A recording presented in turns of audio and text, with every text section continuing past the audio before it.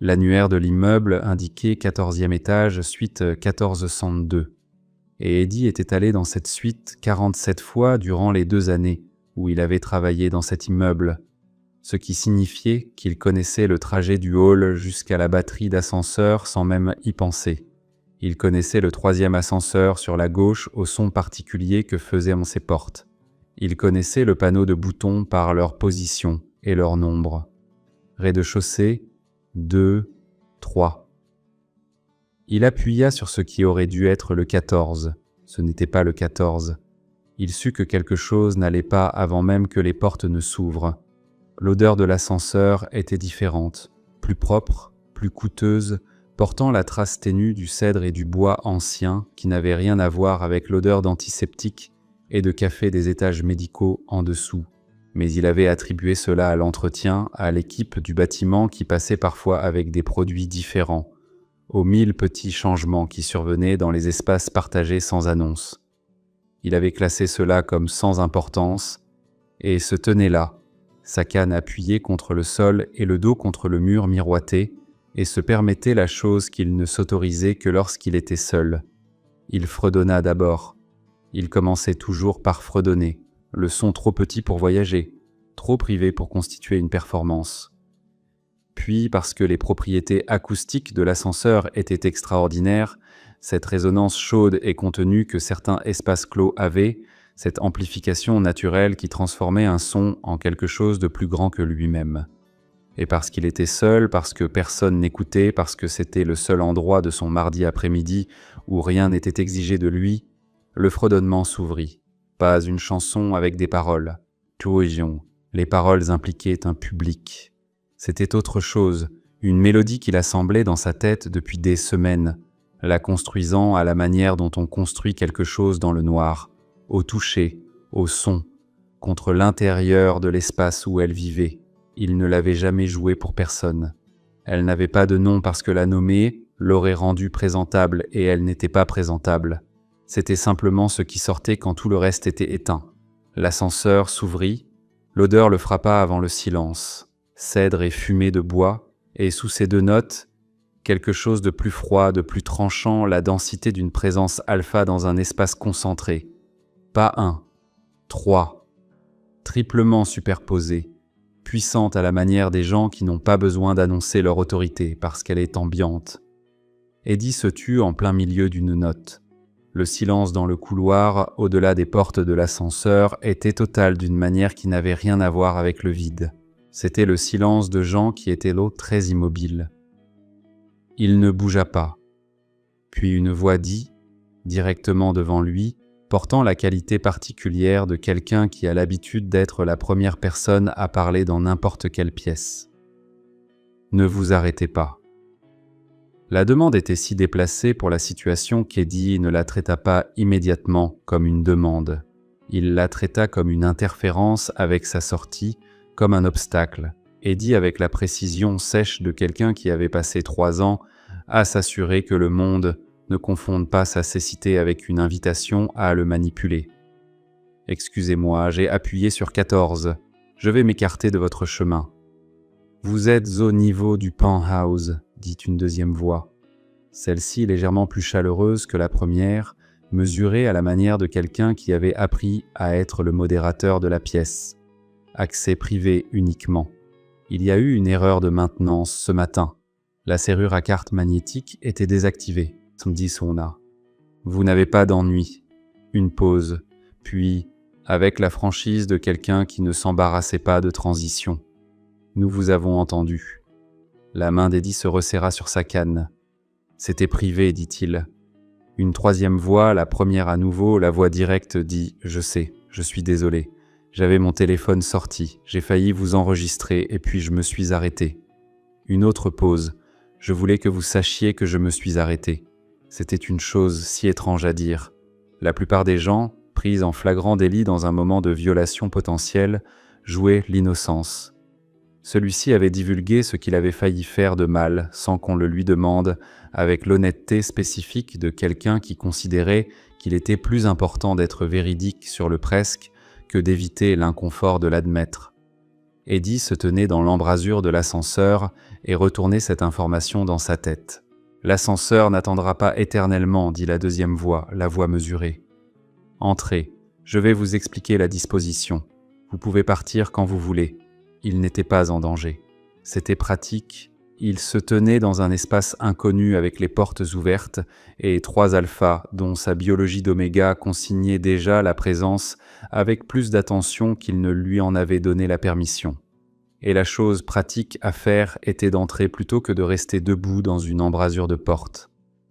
Il sortit de l'ascenseur. La disposition lui vint par la deuxième voie. Raylan, il l'apprendrait. Livré dans le format spécifique de quelqu'un qui comprenait que l'information était plus utile que le guidage. Le couloir d'entrée, 8 pas, s'ouvre à gauche sur un salon. Le canapé est à 10 heures. Il s'y déplaça sans aide et s'assit parce que l'information était suffisante et qu'il n'avait pas besoin de plus. Celui qui avait failli l'enregistrer, Denny, comme il s'avéra, apporta du café sans qu'on le lui demande et le posa sur la table basse dans une position qu'Eddie devrait tâtonner légèrement vers la gauche pour trouver, ce qui était la mauvaise position, mais il apprécia la tentative. Darius, la première voix, celle qui avait dit « Ne vous arrêtez pas » avec une certitude qu'Eddie était encore en train d'assimiler, s'assit dans le fauteuil en face de lui et ne dit rien pendant un long moment. Puis il dit « L'erreur de maintenance a été signalée. Cela ne se reproduira pas. » Ce qui n'était pas ce qu'Eddie attendait qu'il dise, mais qui était aussi, réalisa-t-il, en écoutant la précision soigneuse de la chose, sa propre forme d'excuse. Pas pour avoir entendu, pour les circonstances qui avaient rendu l'écoute possible sans consentement. « Pourquoi vouliez-vous que je continue » demanda Eddie. Il adressa la question à la pièce plutôt qu'à l'un d'eux en particulier, parce qu'il n'était pas encore certain de quelle voix appartenait à quelle présence, et parce que la question lui semblait appartenir à tous les 3 également. Personne ne répondit pendant un moment. Puis Darius dit, avec la retenue de quelqu'un choisissant ses mots dans un ensemble plus restreint que celui qui lui était disponible, parce que c'était la chose la plus honnête que j'ai entendue depuis des années. Eddie absorba cela. Il ne voulait pas en être ému. Il en fut ému quand même.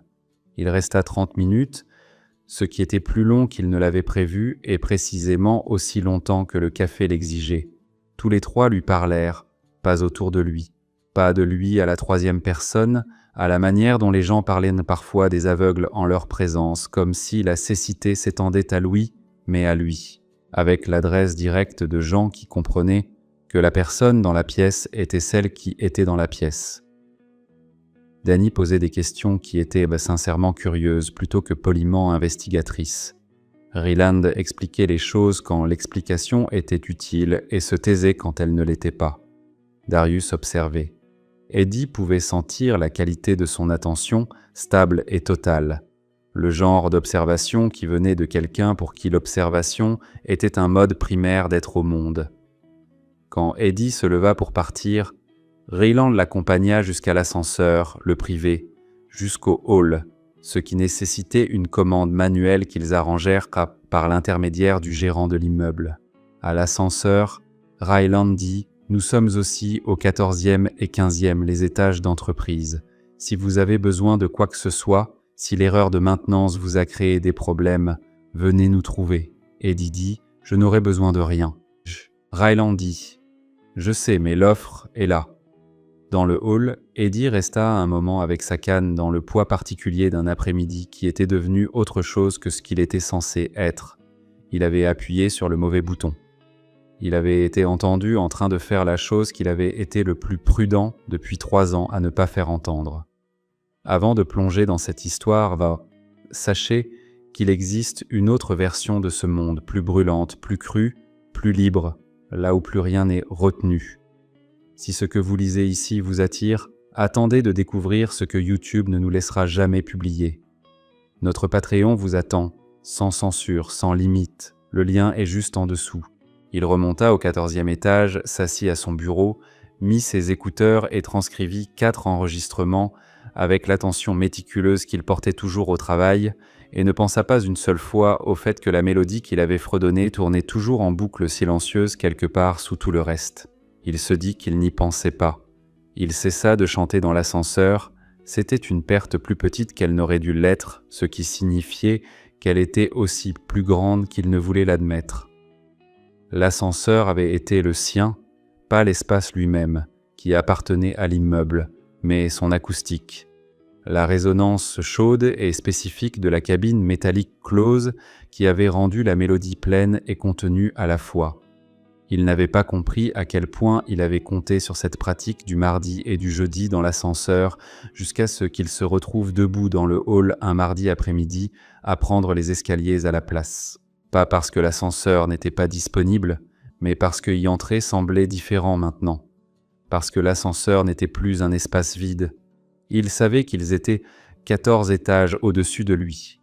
Il aurait été le premier à reconnaître qu'il n'était pas doué pour faire semblant qu'une information était moins présente qu'elle ne l'était. Il rencontra Ryland d'abord un mercredi matin. Il naviguait dans le hall avec le pilote automatique efficace de quelqu'un qui avait cartographié chaque étage de cet immeuble dans sa mémoire musculaire. Et Ryland dit son nom avant qu'il n'ait enregistré qui était près de lui. Le dit avec la précision de quelqu'un qui l'avait identifié au son, au pas ou au tapotement de canne ou à une combinaison des deux. Eddie. Pas excusez-moi ou bonjour, mais son nom, ce qui signifiait que Ryland avait porté le genre d'attention qui générait une signature. « Je peux vous offrir un café » dit Ryland, ce qui n'était pas une question mais pas non plus un ordre, une offre posée à plat dans l'espace entre eux pour qu'Eddie la prenne ou la laisse. Le café du hall. J'y vais maintenant. Eddie avait une échéance de transcription. Il alla au café.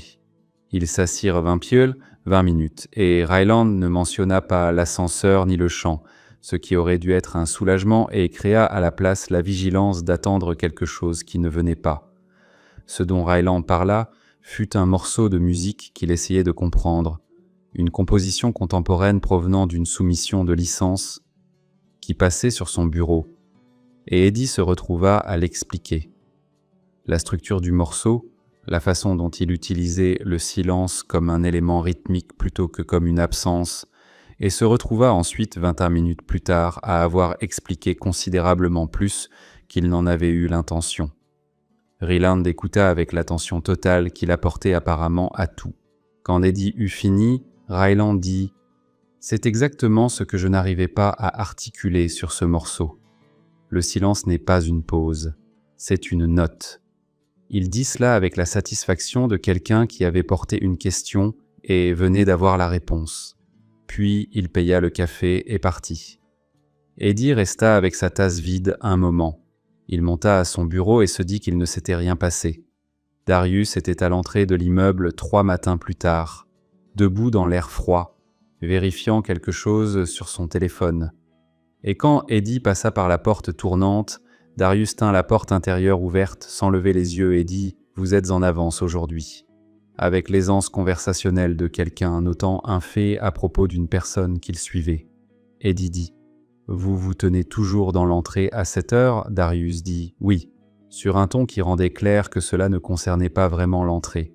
Puis il retourna à son téléphone et Eddie se dirigea vers la batterie d'ascenseur en pensant à la qualité de ce « oui ». Oui, la manière dont c'était dit.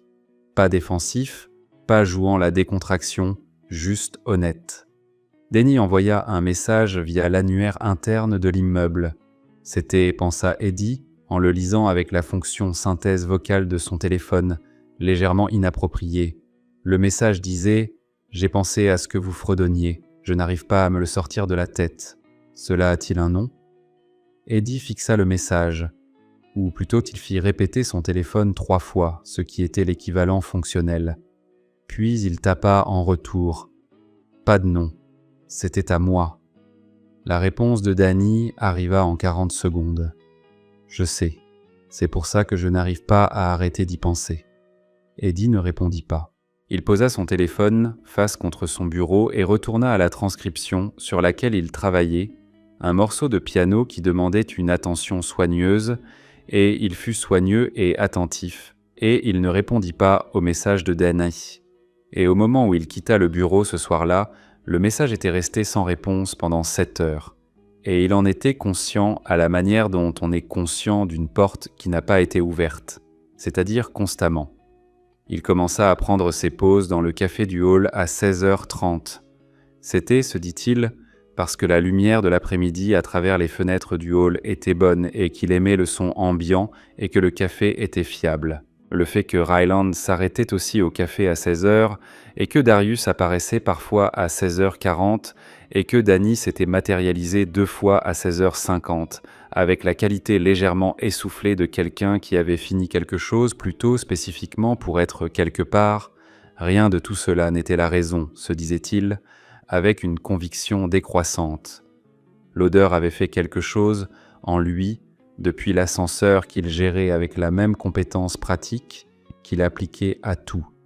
Cèdre et fumée de bois, tous les trois portant des variations sur la même note basse, avec des éléments distincts superposés. La fumée de bois de Darius coulant froide et profonde, le cèdre de Ryland plus chaud, celui de Danny portant quelque chose de plus vif en dessous. Sa biologie d'oméga avait enregistré cette signature composite depuis l'ascenseur, et ce qu'elle en faisait n'était pas quelque chose qu'il pouvait classer sous sans importance désormais, ce qui était irritant parce qu'il était bon pour classer les choses. Il chanta à nouveau pour la première fois dans la cage d'escalier un jeudi soir. Le bâtiment était presque vide. Il était resté tard, finissant une transcription complexe et le silence du bâtiment en fin de soirée s'était accumulé autour de lui, le silence qui a encouragé la chose qu'il avait gardée soigneusement enfermée. Il prit les escaliers parce qu'il avait besoin du mouvement, du rythme physique de la descente, et au 3e palier, avec le bâtiment silencieux autour de lui et la cage d'escalier tenant son propre écho particulier, il laissa cela arriver. Il ne savait pas que Danny était 2 étages plus bas dans le parking en train de terminer un appel. Il ne savait pas que Danny l'entendait. Il ne savait pas que Danny était resté complètement immobile dans le parking pendant toute la durée, sans bouger, respirant à peine, et qu'il était ensuite rentré chez lui et l'avait dit à ses frères, et que tous les 3 avaient pris séparément la même décision. Ne rien dire, ne le faites pas s'arrêter, ne changez pas les conditions dans lesquelles cela se produit. Les propriétés acoustiques de la cage d'escalier étaient leur information à retenir, et ils la retinrent. Et cette décision, qui semblait être une protection, finirait par leur coûter la chose même qu'ils protégeaient. Mais c'était pour plus tard.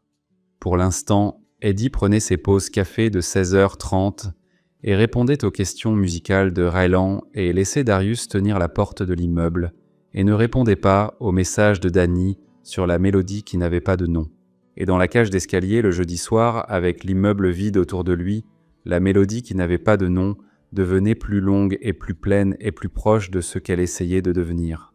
L'exercice incendie eut lieu un mercredi après-midi, précisément au pire moment possible, c'est-à-dire en pleine transcription pendant une section qui exigeait toute la mémoire de travail dont il disposait. L'alarme était forte à la manière dont les alarmes d'immeubles sont fortes, pas douloureuses, mais insistantes, le genre de son qui rendait la pensée impossible et la remplaçait par l'unique instruction « bouger ». Eddie sauvegarda son travail, retira ses écouteurs, prit sa canne et suivit la procédure d'évacuation qu'il avait cartographiée lors de sa 2e semaine dans l'immeuble. La cage d'escalier, le palier du 3e étage, la sortie sur le parvis. Il l'avait fait 3 fois auparavant, et à chaque fois, son étage avait évacué sans incident. La cage d'escalier était plus encombrée que lors des exercices précédents. C'était gérable. Il était bon dans les espaces bondés, meilleur à certains égards que les voyants, parce qu'il avait appris à naviguer au son d'autres corps, au déplacement de l'air, au retour acoustique de sa canne contre différentes surfaces. Ce qui était plus difficile, c'était l'imprévisibilité des grands groupes, la façon dont le mouvement d'une foule avait une logique qui dérivait de ce que les gens pouvaient en avoir plutôt que d'un signal physique cohérent. Il navigua bien à travers les 3 premiers étages. Au palier du 3e étage, un grand groupe se précipita, un service qu'il ne reconnaissait pas au son, plus bruyant que les gens de son étage, et l'épaule de quelqu'un heurta la sienne, et pendant un moment, il perdit le mur. Il n'était pas en danger. Il le savait. Il pouvait s'orienter. Il respira, trouva la surface suivante avec sa canne, calcula sa position d'après le son de la foule devant et la distance jusqu'à la sortie en dessous. Il allait bien. Ce à quoi il ne s'attendait pas, c'était une main. Elle vint de la gauche, juste au-dessus du coude, et elle arriva avec une annonce, pas verbale, mais l'annonce d'une présence qui s'était approchée depuis cette direction pendant plusieurs pas. Le cèdre et la fumée de bois de Ryland arrivant avant le contact. La main ne saisit pas. Elle ne redirigea pas. Elle se posa à côté de la sienne, paume contre paume, doigt disponible, et la voix de Ryland dit « près mais pas trop près ». Le palier est à 2 marches plus bas sur votre droite. La rampe est dégagée. C'était tout. C'était toute l'intervention. Pas un « laissez-moi vous aider », ni un « je vous tiens », ni la demi-douzaine d'autres choses que les gens bien intentionnés disaient quand ils voyaient la canne d'Eddie et décidaient qu'il avait besoin d'être pris en charge. Juste l'information. 2 marches plus bas. Rampe dégagée. Livré comme la donnée dont sa navigation avait besoin, son propre mouvement laissé entièrement à lui. Il descendit les 2 marches. Il trouva la rampe. Il continua jusqu'à la sortie.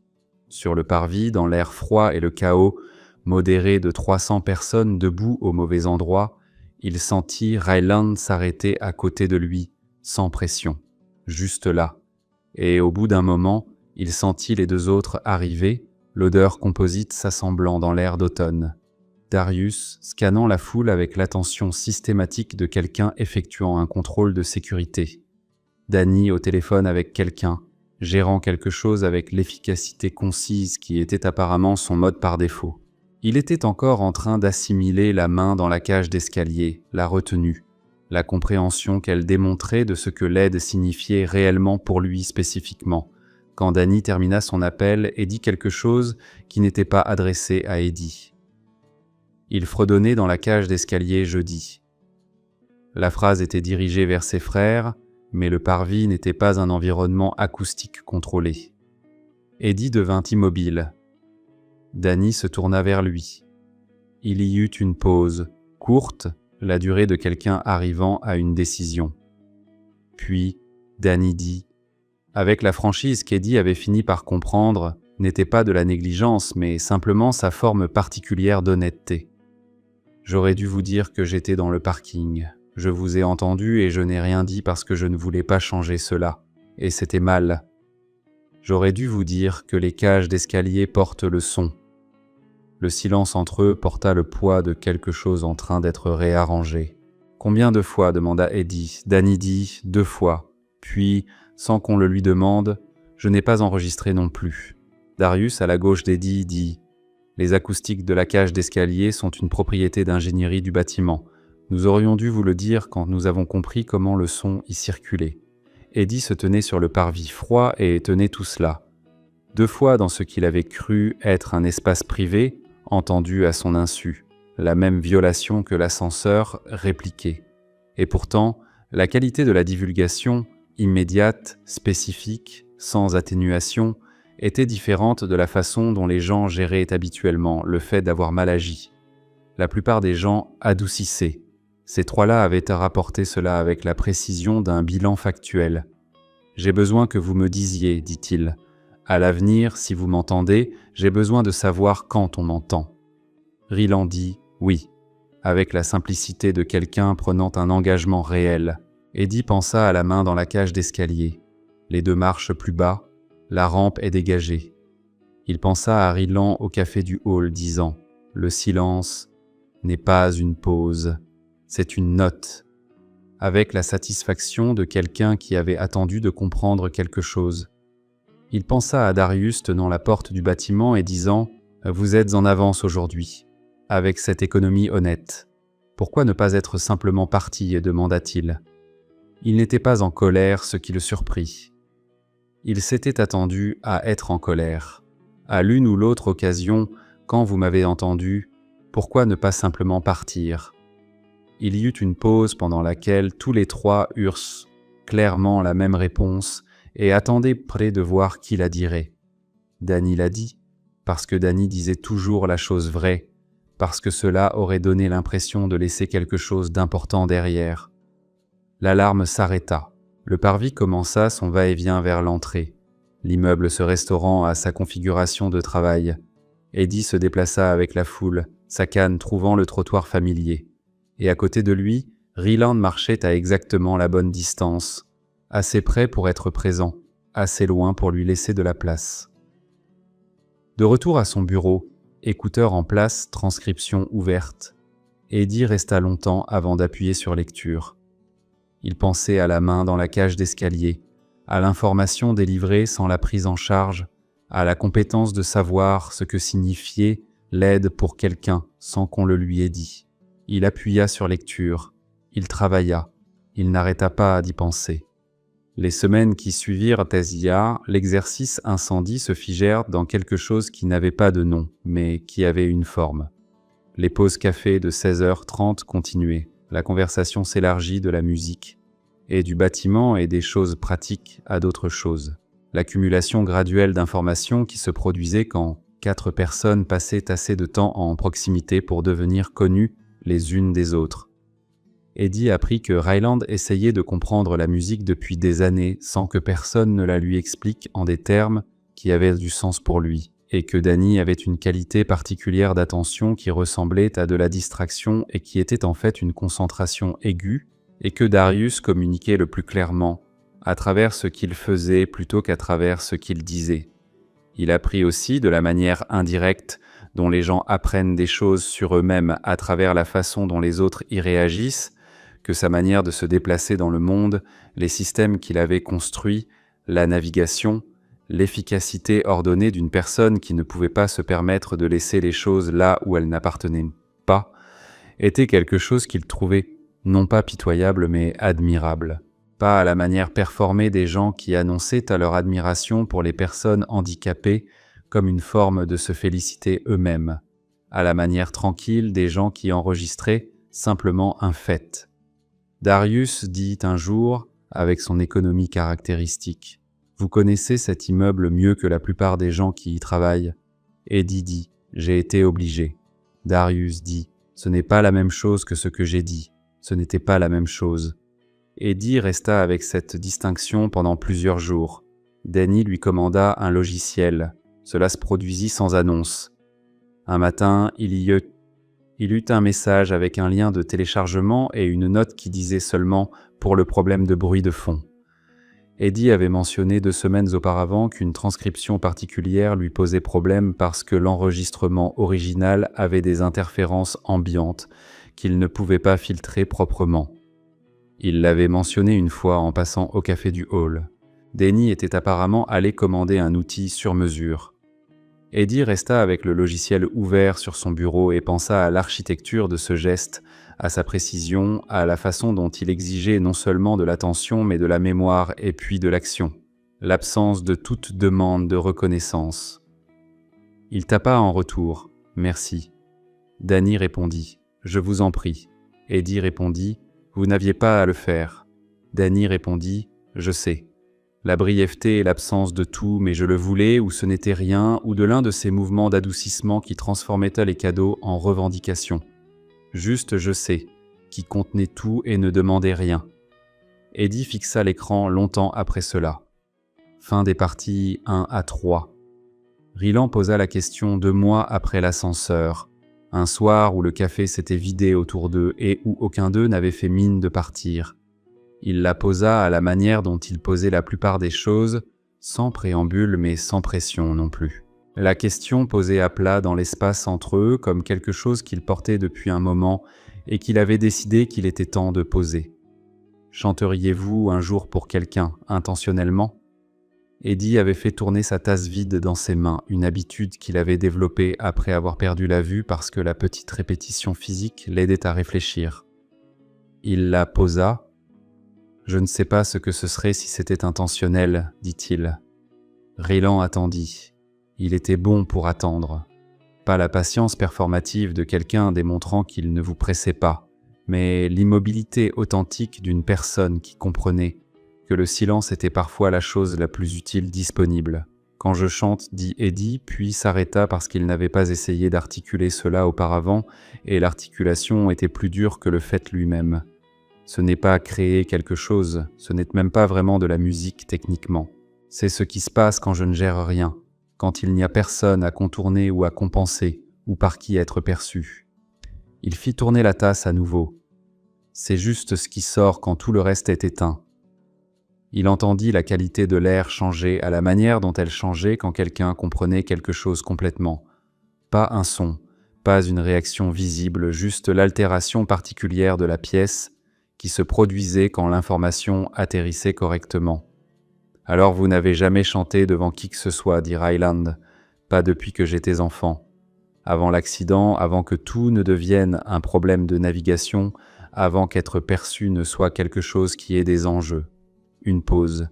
Puis, Ryland dit « Que faudrait-il » Eddie y pensa honnêtement, ce qui signifiait qu'il y pensa pendant un moment avant de répondre. « Il faudrait que je fasse confiance au fait qu'être entendu ne changerait rien, dit-il.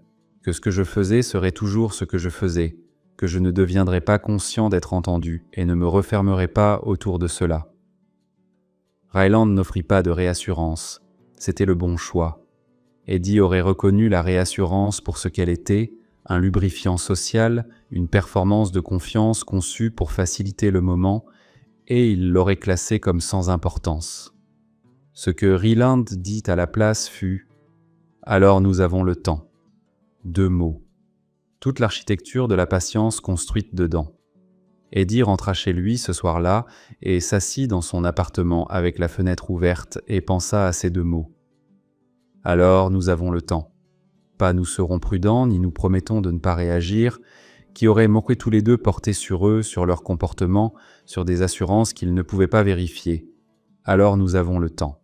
C'était à propos du temps lui-même, à propos de la différence entre attendre quelque chose et simplement exister aux côtés de quelqu'un, jusqu'à ce que les conditions deviennent ce qu'elles avaient besoin d'être. Il ouvrit sa fenêtre et s'assit dans le fauteuil qu'il utilisait quand il voulait réfléchir. Et au bout d'un moment, parce que la soirée était chaude et que son appartement était vide et que la ville en dessous faisait son bruit ambiant, il fredonna. Juste cela. Juste la mélodie qui n'avait toujours pas de nom, celle qui se développait dans sa tête depuis que l'ascenseur s'était ouvert et avait trouvé 3 personnes qui attendaient au quartier. Il remarqua pour la première fois qu'elle était devenue plus longue. Les 4 apprenaient à se connaître. Ce n'était pas un processus dramatique. Cela se produisait dans l'espace des pauses café et des heures partagées dans l'immeuble et de l'accumulation graduelle d'informations qui venaient du fait d'être en proximité avec les mêmes personnes assez longtemps pour que leur schéma devienne lisible. Eddie apprit Darius à travers les choses qu'il faisait plutôt qu'à travers les choses qu'il disait. La porte tenue le matin était devenue la porte tenue de manière fiable, les choses structurelles du bâtiment qui avaient été discrètement améliorées au cours des 6 dernières semaines. La rampe de la cage d'escalier réinstallée à une hauteur légèrement différente. Le comptoir du café du hall réarrangé pour que la position de récupération exige moins de mouvement latéral pour quelqu'un avec une canne. Cela avait été fait sans annonce et sans demande de reconnaissance. Eddie n'avait pas relié ces améliorations à Darius jusqu'au matin où Darius mentionna, de la manière économique dont il mentionnait la plupart des choses, que la société de gestion du bâtiment avait reçu un ensemble de recommandations d'accessibilité. « De qui ?» demanda Eddie. « De nous, dit Darius. Du groupe Voss. Nous louons une part importante de l'espace de plancher. La société de gestion est réceptive à nos préoccupations. » Eddie se tenait à l'entrée du bâtiment dans l'air froid du matin et assimilait cela. La société de gestion était réceptive à leurs préoccupations. Leur préoccupation avait été la position du comptoir et la hauteur de la rampe et, vraisemblablement, d'autres choses qu'Eddie avait contournées depuis 2 ans sans s'attendre à ce qu'elles changent. « Vous ne m'avez pas dit que vous faisiez cela ?» dit-il. « Non, convint Darius. La qualité de l'accord n'était pas défensive. C'était simplement honnête sur ce qui avait été un choix. J'ai pensé que vous pourriez ne pas vouloir que cela soit présenté comme quelque chose fait pour vous. J'ai pensé que vous préféreriez cela comme une amélioration à l'échelle du bâtiment. » Eddie considéra cela. « Vous aviez raison, dit-il. C'est une distinction importante. » Darius ne dit rien, mais la qualité de son silence avait la texture particulière de quelqu'un recevant quelque chose qu'il avait espéré. Ryland, Eddie en vint à comprendre, était un traducteur non pas de langue, mais de personnes. Il avait l'intelligence de quelqu'un qui comprenait l'écart entre ce qu'une personne disait et ce qu'elle voulait dire, et qui se déplaçait à travers cet écart avec précision plutôt qu'avec présomption. Au café, il disait parfois, après l'une des observations plus compressées d'Eddie, « Donc ce que vous voulez dire, c'est… » Et puis il complétait la pensée d'une manière qui était plus pleinement articulée qu'Eddie n'avait réussi à le faire lui-même. Et Eddie restait avec la version complétée et pensait « Oui, c'est ce que je voulais dire ». Avoir quelqu'un qui pouvait faire cela était, découvrit-il, un vrai soulagement. Cela signifiait qu'être compact n'était pas la même chose qu'être obscur. Danny était le plus surprenant. Eddie avait catégorisé Danny tôt comme le direct, celui qui disait les choses vraies sans les adoucir. Et c'était exact. Ce qu'il n'avait pas anticipé, c'était la qualité accompagnatrice, le soin sous la franchise, la façon dont les choses vraies étaient livrées sans aucun intérêt à transformer leur vérité en arme. Danny disait les choses difficiles simplement, non pas parce qu'il était négligent avec elles, mais parce qu'il comprenait que la livraison simple était plus respectueuse que la livraison gérée. La livraison gérée impliquait que l'autre personne ne pouvait pas supporter la vérité. La livraison simple impliquait qu'elle le pouvait. Il faisait aussi rire Eddie. C'était inattendu et devint, au fil des semaines, quelque chose qu'Eddie attendait avec impatience, à la manière dont on attendait avec impatience des choses qu'on ne s'attendait pas à trouver. L'odeur, à travers tout cela, faisait ce qu'elle faisait. Eddie avait cessé d'essayer de la classer sous gérable et avait commencé à simplement la reconnaître comme un fait, à la manière dont on reconnaît la météo, à la manière dont on reconnaît un élément structurel porteur qui est présent indépendamment du fait qu'on y pense. Cèdre et fumée de bois, triplement superposés et distincts, présents dans le hall et au café et dans la cage d'escalier et dans l'air partagé du bâtiment. Sa biologie d'oméga avait fait ses propres calculs sur ce que cette signature olfactive signifiait et n'allait pas être convaincu du contraire. Il n'allait pas, se dit-il, être précipité par sa propre biologie. Sa biologie, il s'avéra, n'était pas concernée par le fait qu'il soit précipité. Il les invita un samedi. Cela nécessita plus de délibération qu'il ne voulait l'admettre. Son appartement était à lui, l'espace le plus minutieusement organisé autour de sa manière de se déplacer dans le monde, l'arrangement de chaque objet choisi pour une navigabilité maximale. La cuisine ordonnée par un système qui aurait semblé arbitraire à un voyant et qui était en fait précis. Avoir d'autres personnes dedans signifiait avoir leur perception de cet espace, ce qui signifiait avoir leur perception de lui dans le contexte le plus révélateur possible. Il les invita quand même parce que Rylan avait du mal avec un morceau de musique depuis 3 semaines, et qu'Eddie avait finalement déterminé que l'expliquer verbalement était insuffisant et qu'il fallait le démontrer. C'était la raison déclarée. Il était honnête avec lui-même sur la différence entre la raison déclarée et la vraie. Ils arrivèrent ensemble, ce à quoi ils s'attendaient, et ils entrèrent avec des degrés variables d'aisance. Danny dit immédiatement en entrant « Vous pourriez naviguer ici les yeux bandés ». Et puis il rit de lui-même. Et Eddie sentit le rire atterrir dans sa poitrine de la manière particulière dont les rires de Danny avaient tendance à atterrir, légèrement à contretemps, entièrement authentique. Rylan se déplaça à travers l'espace avec l'attention soigneuse de quelqu'un mémorisant une disposition. Darius l'embrassa du regard avec l'immobilité évaluatrice qu'il apportait à tout.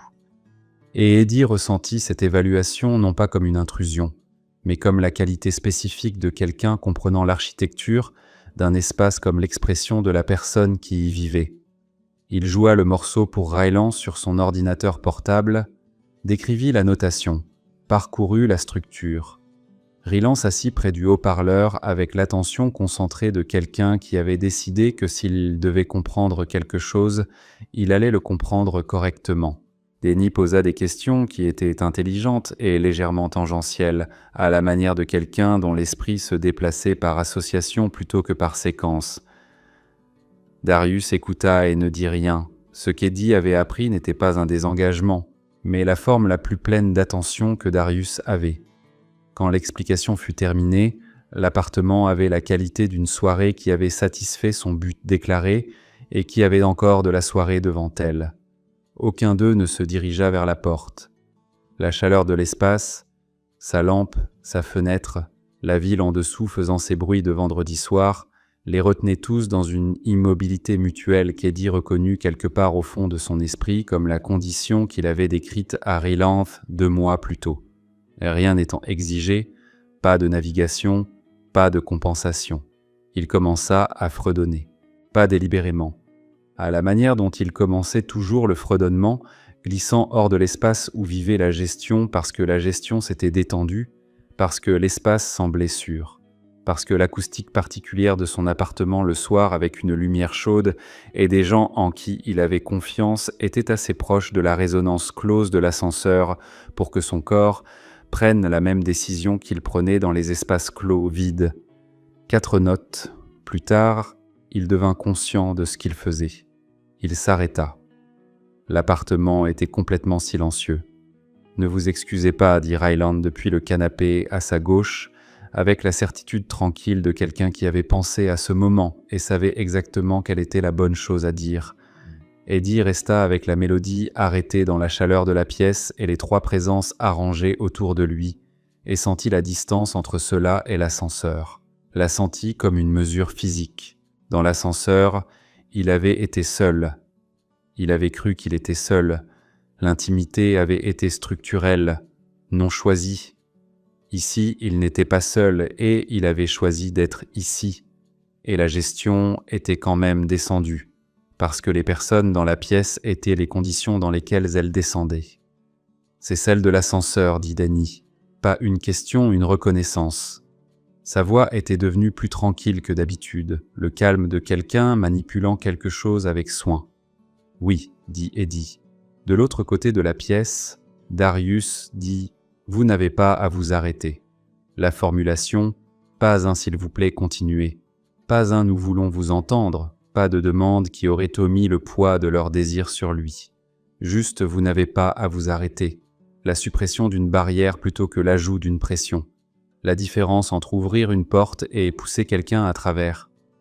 Eddie resta avec la mélodie en lui, celle qui s'était développée depuis des mois maintenant, plus longue qu'elle ne l'avait été avant l'ascenseur, ayant grandi dans les conditions des 10 dernières semaines, en quelque chose de plus plein que ce qui avait commencé.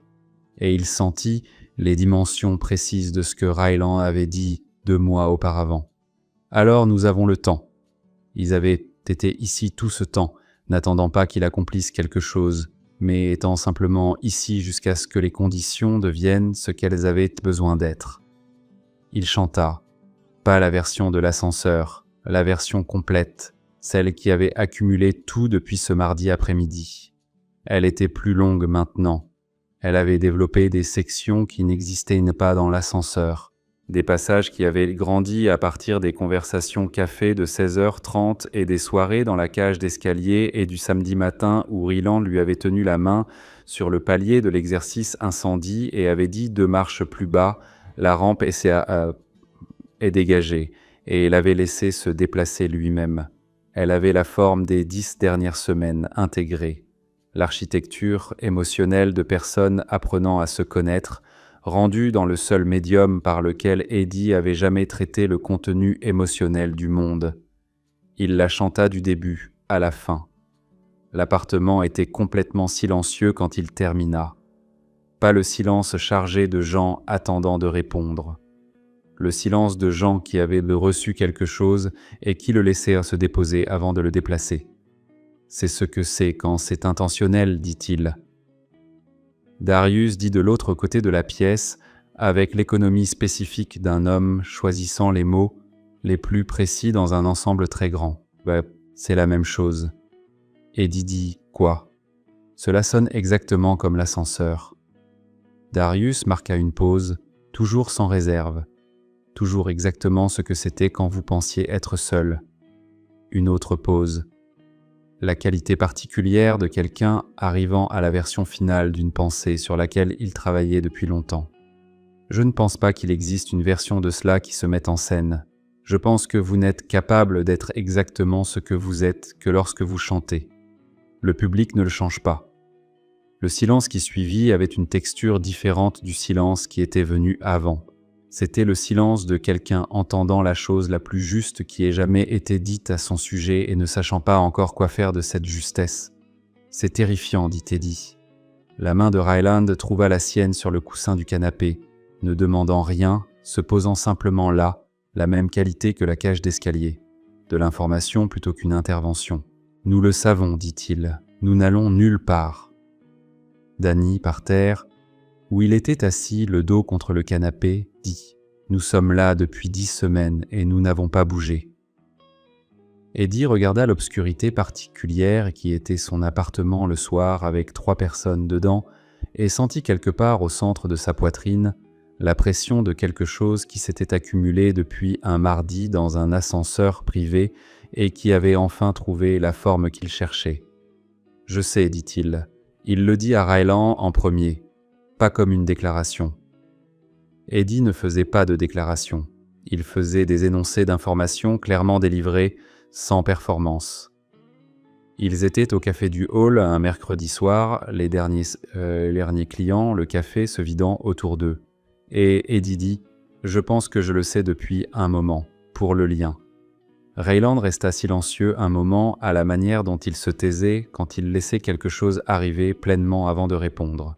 Puis il dit « Nous le savons depuis l'ascenseur. »« Pourquoi n'avoir rien dit ?» demanda Eddie.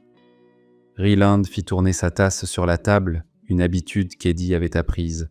Cela signifiait qu'il choisissait soigneusement ses mots. « Parce que le savoir et être prêt pour cela ne sont pas la même chose, dit-il. Et nous ne voulions pas mettre le poids de notre certitude sur vous avant que vous n'ayez eu le temps d'arriver à la vôtre. » Eddie pensa à cela. « Et si je n'avais jamais été prêt ?»« Alors nous serions encore ici, dit Ryland. » Il le dit simplement sans en faire quelque chose de grand. Dans ce café à 16 heures, Danny vous envoyant un logiciel. Darius faisant réarranger le comptoir par la gestion de l'immeuble. Nous n'attendions pas que vous deveniez prêt. Nous étions juste là jusqu'à ce que vous le soyez. Eddie resta avec la qualité de cela, la différence entre attendre et simplement exister, aux côtés de quelqu'un sans condition attachée. Il avait rencontré le genre de patience conditionnelle auparavant, le genre qui n'était vraiment qu'une attente reportée portant le visage de la patience. Ce n'était pas cela. Il avait observé pendant 10 semaines pour voir si la patience avait une date d'expiration et ce n'était pas le cas. C'est une façon très patiente d'aimer quelqu'un, dit-il. Et Ryland dit sans la moindre hésitation. Vous valez la peine d'être patient. La simplicité, l'absence de tout qualificatif, ou adoucissement ou performance du sentiment, juste le fait délivrer simplement comme Ryland délivrait tous les faits. Eddie le dit à Darius le lendemain matin à l'entrée du bâtiment. Darius reçut l'information avec l'immobilité qu'il apportait aux informations significatives, la laissant arriver pleinement avant de répondre. Puis il dit « Je suis certain depuis l'ascenseur. Je ne savais pas quoi faire de cette certitude sauf construire des choses autour de vous jusqu'à ce que vous puissiez la ressentir vous-même. Les améliorations d'accessibilité, dit Eddie. Entre autres choses, dit Darius. Il tint la porte ouverte et ils entrèrent ensemble. Et Eddie sentit la forme des 10 dernières semaines différemment. Sentit le comptoir au café, la hauteur de la rampe, le logiciel, la porte du matin, non pas comme des gestes séparés, mais comme un seul soutenu, l'architecture d'une personne qui montrait son amour en rendant le monde plus navigable pour la personne qu'il aimait. Il le dit à Danny dans le hall, en passant, parce que c'était ainsi que Danny communiquait, dans les interstices d'autres choses, dans les espaces entre.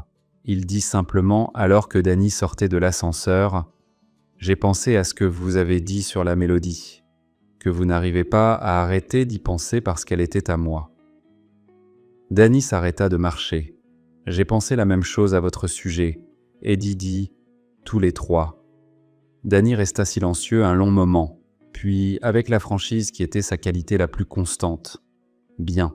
Juste cela. Bien. » Et puis, après, un battement. Il était temps, honnêtement.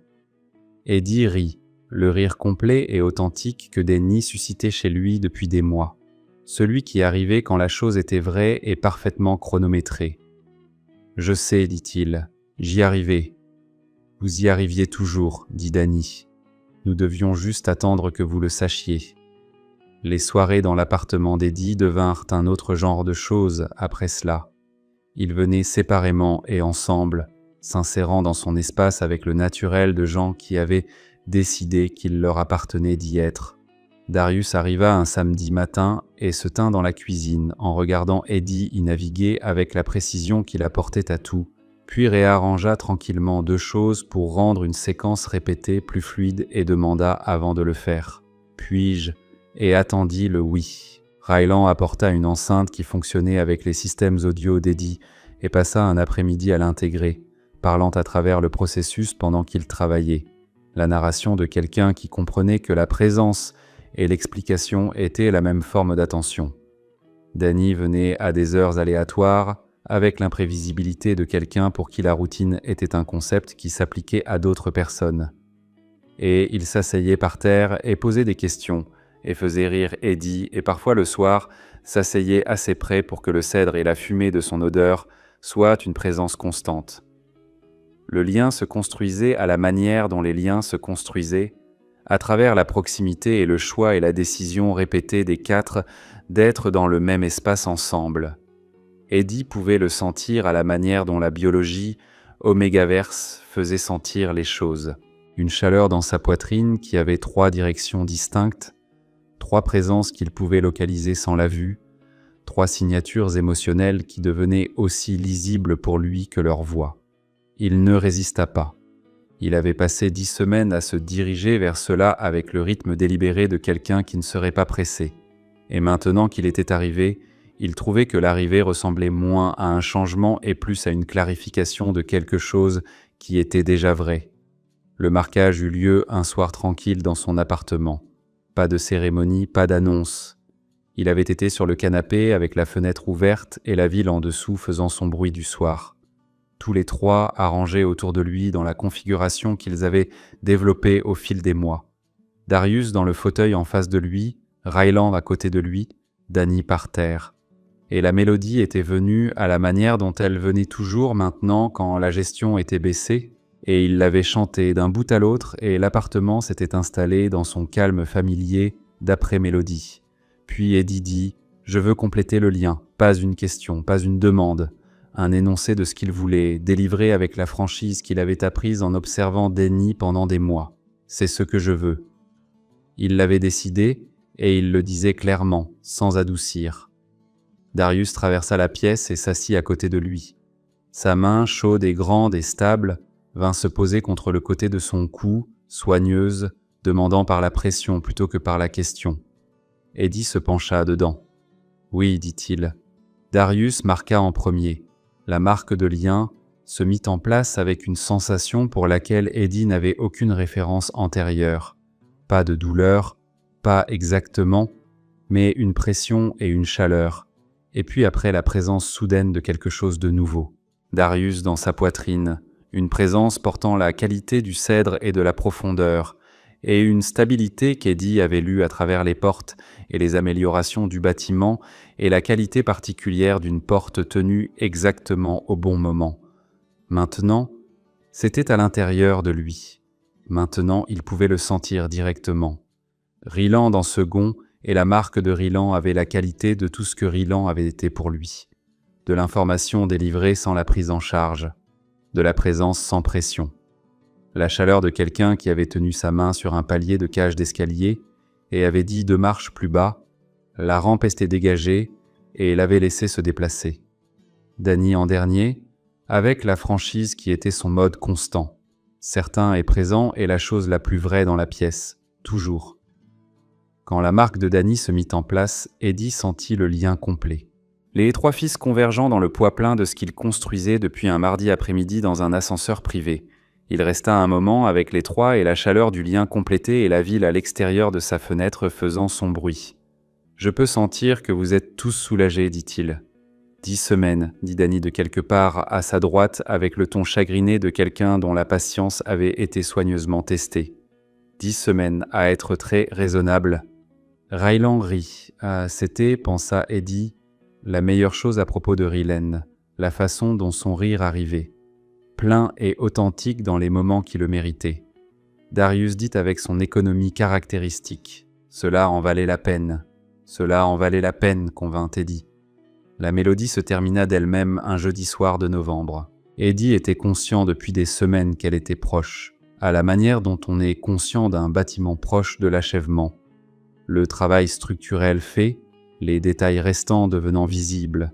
Il avait rempli les passages finaux le soir, assis dans le fauteuil près de la fenêtre pendant que la ville en dessous faisait ses bruits d'automne, travaillant à travers les dernières sections, avec la patience de quelqu'un qui comprenait que forcer une conclusion était la façon dont on rendait quelque chose erroné. Il n'était pas seul quand elle se termina. C'était approprié.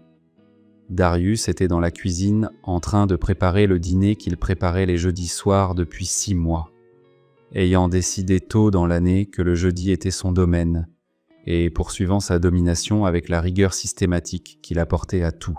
Ryland était sur le canapé avec une soumission de licence musicale étalée sur ses genoux, faisant passer la nouvelle notation à travers la compréhension qu'il avait construite pendant 1 an avec l'aide d'Eddie, disant parfois quelque chose qui exigeait une réponse et se taisant parfois de la manière confortable dont les gens se taisaient dans les espaces qu'ils avaient décidé être les leurs. Danny était par terre, le dos contre le canapé, travaillant sur quelque chose sur son ordinateur portable avec l'énergie concentrée d'une personne en mouvement même assise. La mélodie arriva par la fenêtre du fauteuil, près de la fenêtre, à la manière dont elle arrivait toujours. La gestion baissée, les conditions justes, la chaleur de l'espace qui avait grandi au cours d'une année pour contenir les 5 sans qu'aucun de l'arrangement original ne doive changer. L'appartement d'Eddie, son système de navigation, sa logique de cuisine, sa lampe et sa fenêtre et son fauteuil. Ils y étaient entrés et ils n'avaient pas essayé de le remodeler. Ils avaient simplement été présents jusqu'à ce qu'il soit le leur autant que le sien, à la manière dont les espaces devenaient partagés sans que le propriétaire original ne perde sa revendication. Il chanta la mélodie du début. Cela prit 12 minutes. C'était la plus longue qu'elle ait jamais été. Le poids accumulé d'une année passée avec ces 3 personnes. Tout cela à l'intérieur de la musique.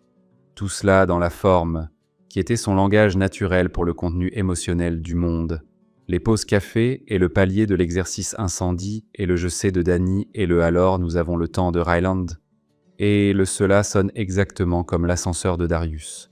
Les soirées dans la cage d'escalier et le logiciel et la rampe et la première fois intentionnellement, et le marquage et les 6 mois de dîner du jeudi.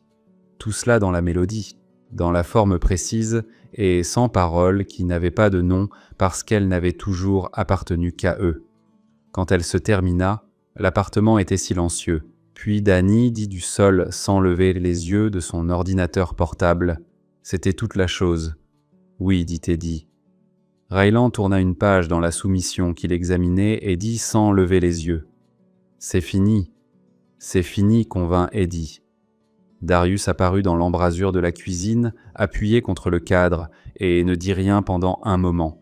Puis il dit « Comment cela s'appelle-t-il » Eddie y pensa. Il portait la mélodie depuis plus d'1 an et ne lui avait jamais donné de nom parce que la nommer l'aurait rendue présentable et elle n'était pas présentable. Elle n'avait jamais été pour personne. Elle n'avait jamais été une performance. Elle avait été exactement ce qu'elle avait été dans l'ascenseur. Ce que Darius avait dit qu'elle était, juste ce qui sort quand tout le reste est éteint. Mais une année n'était pas la même chose qu'avant. Les conditions étaient très différentes maintenant. Être entendu n'était pas la même chose que cela avait été. « Je ne sais pas, dit-il. Quelque chose. » Danny leva les yeux de son ordinateur portable. « La nôtre, dit-il avec la simplicité de la bonne réponse. Appelez-la simplement la nôtre. » Eddie resta avec le mot « la nôtre ». Il y a 1 an, dans un ascenseur privé, la mélodie avait été entièrement la sienne, sa seule, sa privée. Son soi sans garde dans le seul espace où il avait été certain que personne n'écoutait. Maintenant, elle était finie et elle était toujours sans garde, et elle était toujours exactement ce qu'elle avait toujours été, et elle était aussi la leur, parce que c'est ce qui se passait quand on était entendu par des gens qui recevaient correctement ce qu'ils entendaient. On ne perdait pas la chose, elle devenait plus grande. « La nôtre, dit-il. » De la cuisine, Darius dit Le dîner dans 10 minutes. Rylan posa sa soumission. Danny ferma son ordinateur portable.